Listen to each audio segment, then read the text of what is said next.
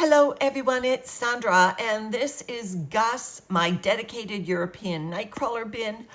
So you remember I built up a little bit of a mound. I'll insert a short clip in here showing you the last feeding. It was that very stinky worm feeding where I fed those really putrid prawn shells, and then I gave them a nice big chunk of watermelon. Now, Euros don't like being disturbed. I've been checking in on this bin once a month and it's been doing great with that timetable. But today I'm going to not feed them something that could lead to problems like a fly infestation or something that could be an overfeeding situation, or more importantly, almost a drying out situation. So I want to assess the moisture and give them a feeding that I know these worms will be just fine for 1 month. So I want to do a bin stir that'll give me the best idea of what the moisture is. This is that pine cone that we found last time. I don't want to keep stirring that up, so I'll just put that to one side.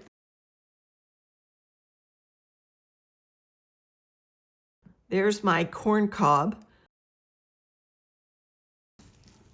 All right, so just do a stir. This is the feeding zone, so I'm just moving the dry stuff towards the moisture. I expect most of these worms are going to be in the old feeding zone. There's the European nightcrawler. It's not too big of a one. Okay, let's dry stuff up. Okay, now let's turn over that old feeding zone where the watermelon and the prawn shells were and see what we find.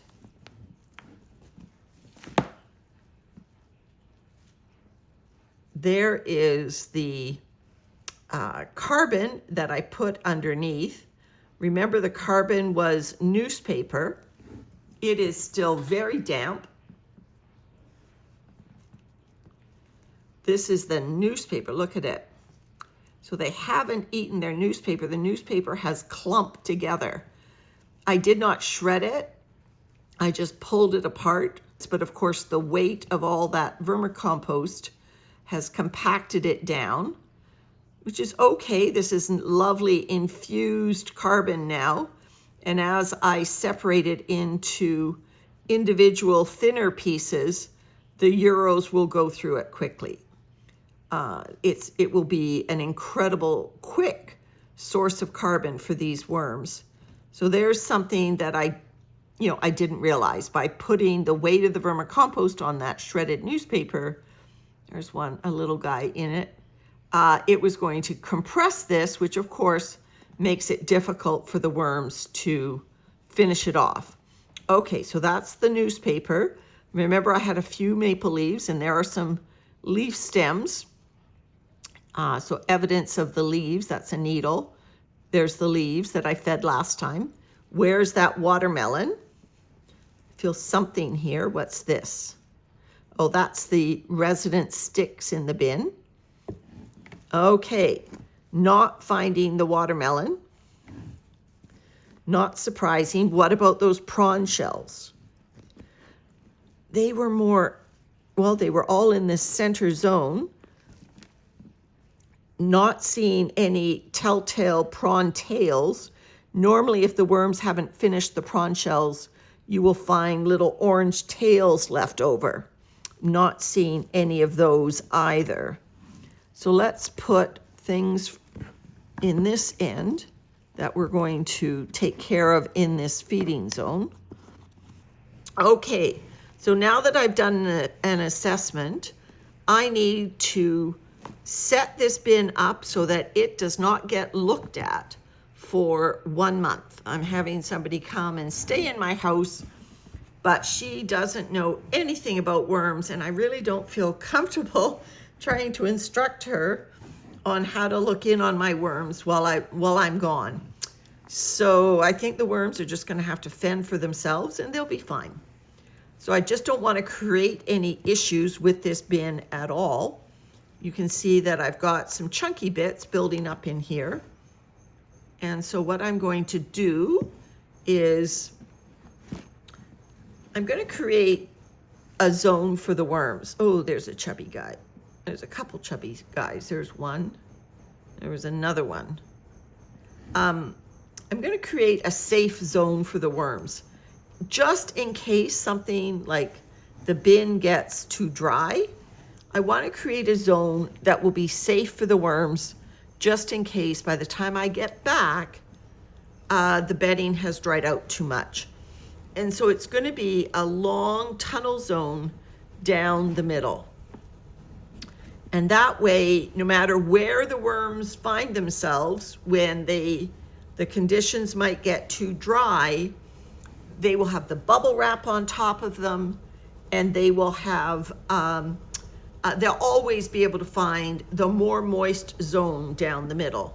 So let me just do that. There we go.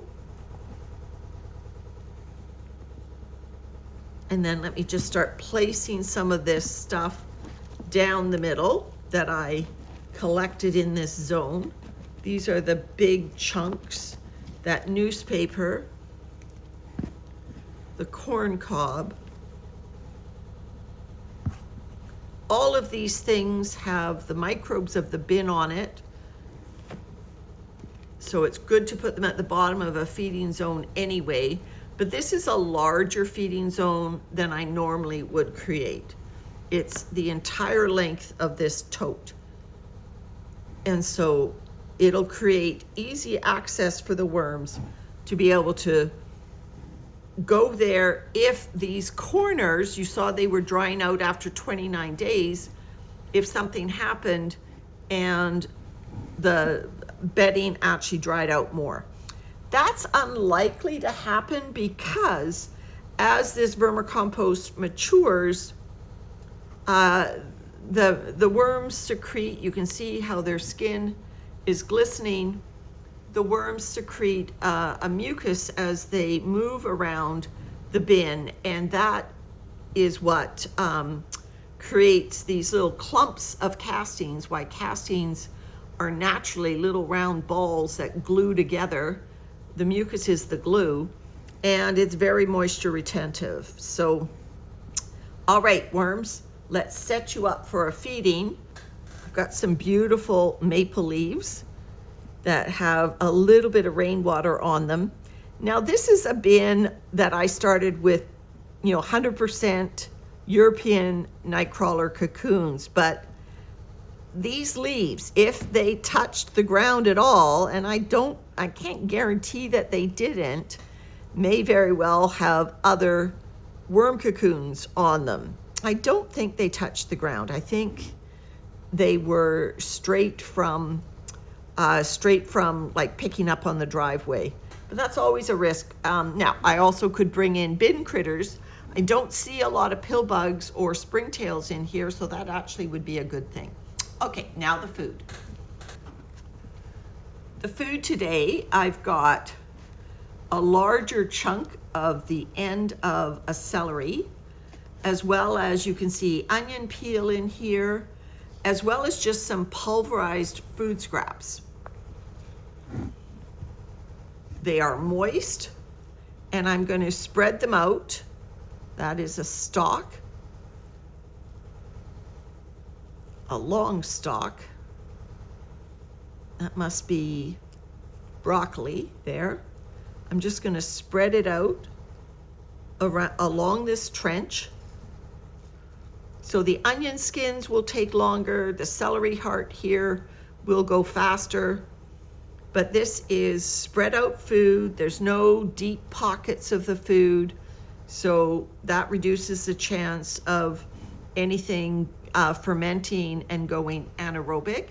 So now some more carbon on top.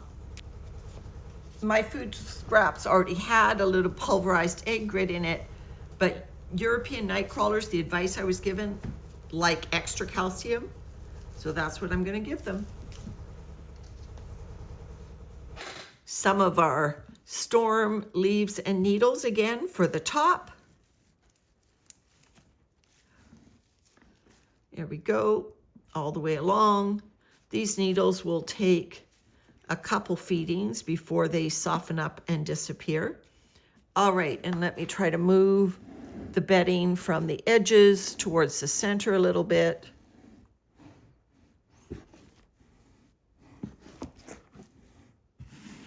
And then flatten the material out before wrapping them up. All right, so that's my strategy for keeping these worms happy for the month that I won't be able to check in on them. Is I've distributed the feeding over a broader surface area than I would have done ordinarily. I fed foods that don't normally cause problems. I haven't given them anything that's too wet or too dense, anything that might attract fruit flies like that watermelon. And I've made sure I've given them a nice healthy dose of calcium and enough carbon to totally cover the feeding area. And this Euro was on the bubble wrap the whole time. Oops, sorry, guy. There you go. In addition to the bubble wrap, I've got several Euros on the bubble wrap. There, they were hanging out, didn't see them. In addition to having the bubble wrap on the top, I'm going to make sure it's a good fit.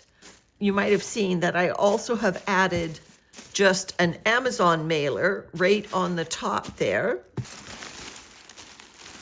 And the Amazon mailer gives the worms a little bit of darkness. Oh, and I found a worm on my Amazon mailer. Oh dear. Let's put him down where he can get in with his friends. There we go. He's okay. There he goes. So he was sitting on the Amazon mailer that whole time. Yep, they're beefy worms. They can withstand that. All right. And so that's it. We will come back after a month, and this is a true set it and forget it because I'm not even going to be home. All right, everyone. Thanks for watching. Bye for now.